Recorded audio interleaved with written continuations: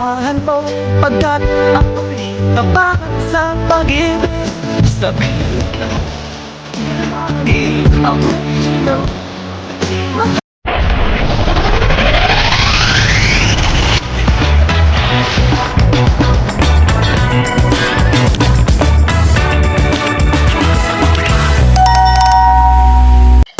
Edu, ito pala ang plano at buyansi, magbago pa kaya ang isip, ang buong detalye, sabay-sabay po nating alamin at pag-usapan ngayong araw. Pero bago po ang lahat, isang mapagpalang araw at gabi sa inyong lahat.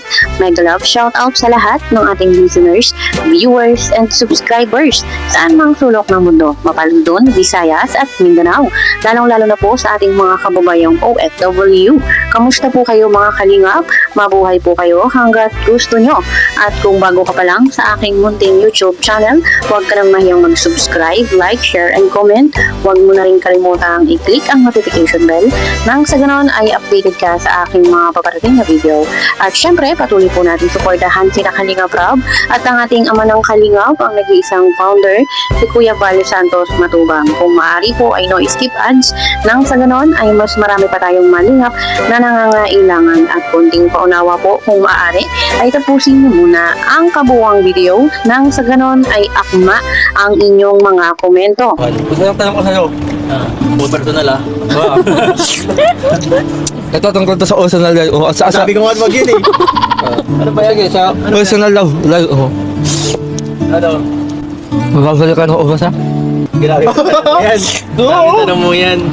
Babalikan ko siya? Oo, kasi ito. Hindi naman tungkol sa akin tong vlog na to. Yung group. Hindi kasi Random ito. curious lang kasi ako sa ano. Kapag ako tatapos.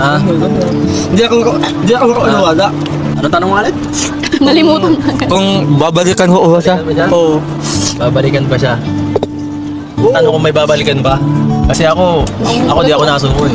Pero kung wala nang pag-asa, doon na ako nangihina. Tandaan mo yan. Kalingap Edo, hindi basta nasuko. Pero pag wala na, ako'y out na. Ako'y nangihina rin. Siyempre tao lang ako. Siyempre respect din sa sarili yun. Na kapag feeling mo ay wala na. Siyempre, kung paulit-ulit yan, mapapagod ka eh. At ang buhay isa lang eh. Hindi mo pwedeng ano. Kagaya sabi ko kay Rodilin, dapat mahal mo yung gagawin mo. Isipin mo rin yung sarili mo pag wala. Hindi ko nalulungkot kasi sa dami-dami lang. Malulungkot tayo, normal yung tao. Sa dami-dami lang kasalahan nyo. Nalulungkot tayo pero acceptance is the key.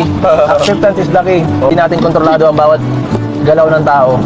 Kaya lagi sinasabi. Ngayon, narinig po natin mga kalingap, ang sinabi ni Kalingap Edo, ito po ay old video na.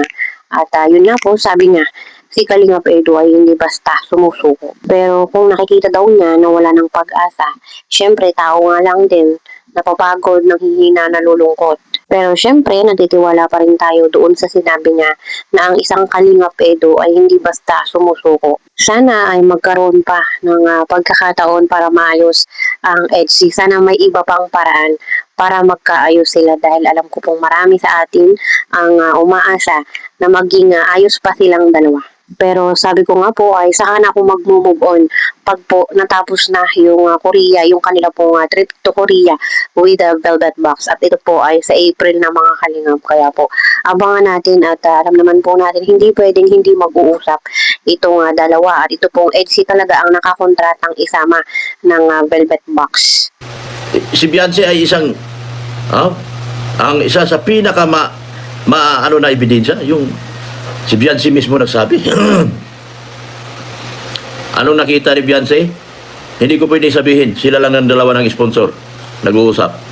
Kasi gusto ng sponsor kung may ebidensya ba. Ay sabi ni Beyonce, ako nga po ang nakakita. Kita ng dalawang mata ko. O ano pa bang resibo na kailangan nyo? O mga one-sided, ano pa ba? I-release nyo to, parang awan nyo na, i-release nyo to. Kausap ni sponsor si Beyonce. Ang gusto ni sponsor, gusto ko ng ebidensya. Sabi ni Beyonce, ako nga po, nakita ko nga po, ng aking dalawang mata. Ay, yung mata ba ni Beyonce ay hindi resibo? Ano yun? Hindi ebidensya yung mata ni Beyonce? Ano yun? Bulag si Beyonce nung makita niya? Maayos naman kayo eh. Yun naman pala, Dok eh. Huwag mo nang ipilit ang EDSI. Aling huwag nang ipilit ang EDSI? Herminia Putusa, di ko maintindihan yung huwag mo nang ipilit ang EDSI. Di ba tayo magkakampi Herminia Putusa? Kaya iba man yung sagot mo? EDSI tayo. Kaya nga natin ito ginagawa dahil sa katahimikan ng EDSI. Oh, di ba? Ayun, at ang sabi nga din po mga kalingap ni Viancy ay hindi na kailangan ng anumang resibo o ebidensya dahil po binibigyan niya ng pagpapahalaga yung pinagsamahan nila ni Kalingap Edu. Kaya sana ay maayos na ang anumang dapat maayos, lalo na po itong mga pamabatikos sa EDSI, sana po ay matapos na para naman magkaroon sila ng kapayapaan sa isipan at talagang nakakapagod yung mga ganitong issue na hindi natatapos-tapos. Mas mabuti kung mag-unwind itong si Kalingap Edu, ganun din si Viancy, para naman po ma-relax at ma-refresh yung kanilang mga utak. Deserve nila ng pahinga at talagang napakaugong ng EDSI. Kaya sana ay maayos na ang lahat at magkaroon na ng kapayapaan ang bawat isa.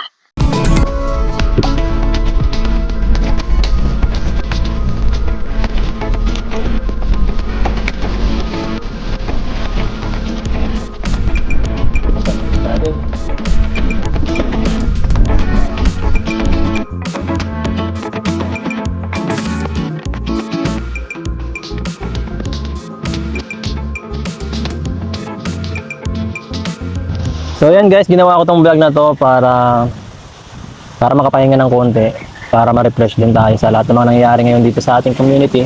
Medyo medyo maingay at minsan gusto kong mapag-isa kagaya ng ganito. Tahimik lang. At isa pa gusto ko rin gusto ko maibalik rin yung aking dating pagba-vlog na lang, relax lang tayo, vlog lang, punta lang sa mga scout.